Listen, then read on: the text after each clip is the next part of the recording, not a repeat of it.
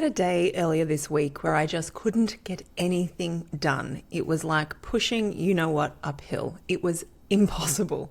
I was trying to record a podcast and it was like everything that came out of my mouth did not make any sense. It felt like everything that I was thinking was wrong, everything that I was saying was wrong. It just felt like a battle. Eventually, I recognized the signs that my body needed a break. And that is what I did. I went and laid on the floor, put my feet on the couch and walked away.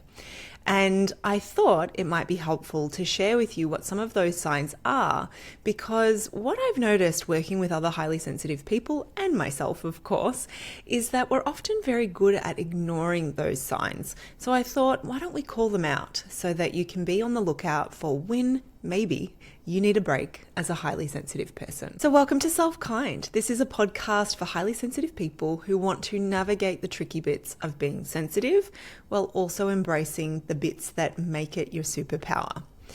Here we're all about living and being and moving with self-kindness and compassion. And I'm your host, Erica Webb. I'm a registered counsellor, a somatic exercise coach, a yoga teacher, and a highly sensitive person. So let's talk about 3 signs that might mean you need a little break. And when I say a little break, I mean like literally walk away from what you are doing and coming back later. Lots of people struggle with this. I obviously do too, because I sat for a very long time at my computer trying to record that podcast.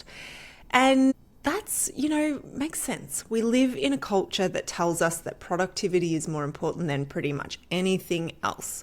And so it's not weird, it's not strange, it's not surprising that most of us will persist even when our body is screaming for a break. As a highly sensitive person, you probably also have a very strong sense of commitment to what you're doing. You probably are very conscientious. You probably like to get things right. You might even have a little bit of a perfectionist streak, and that can make it a little harder to walk away.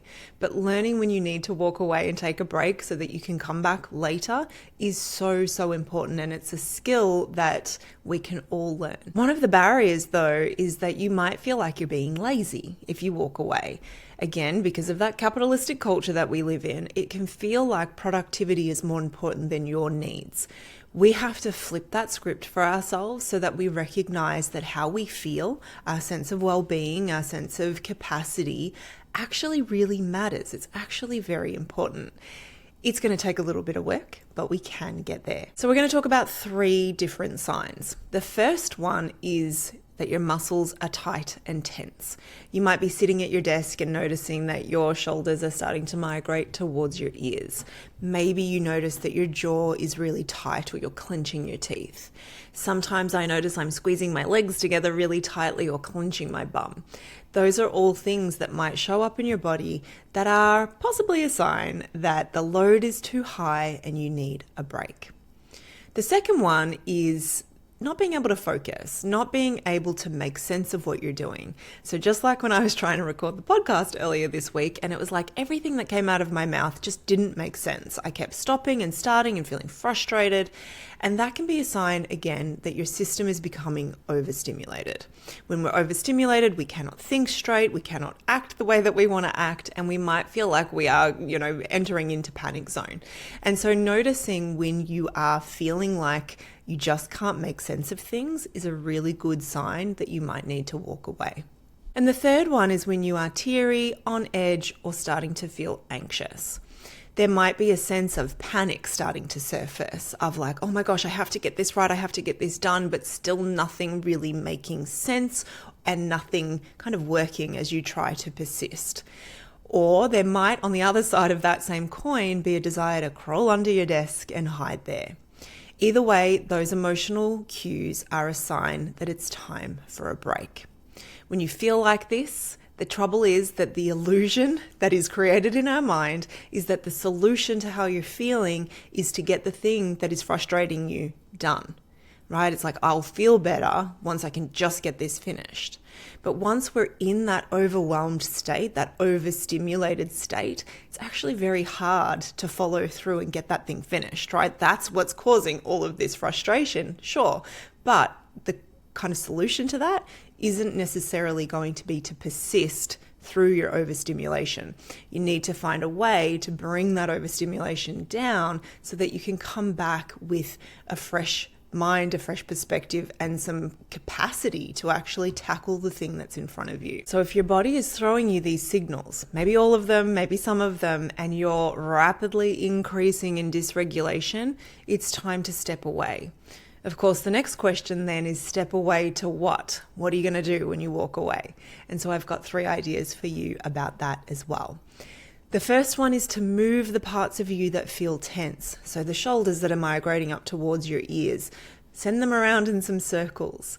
This could be, going on the floor and doing a little bit of yoga, doing your favorite movements from yoga. Could be literally lying on the floor in a starfish position and just like having a big stretch.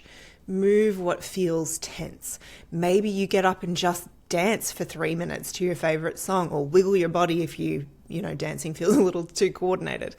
Anything just to move some of that tension out of your physical body. The second one is to go outside. Just go outside. Go outside. Let nature work its magic on your nervous system.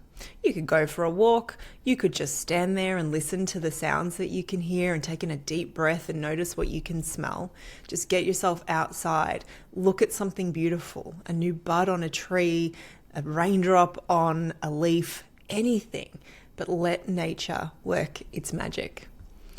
And the third one is to ask yourself a question. What would kindness sound like in this moment? And then whisper those words to yourself, right? With a hand on your chest, maybe one on your forehead, wherever you feel that sense of tension and frustration. Remind yourself that you're on your own side.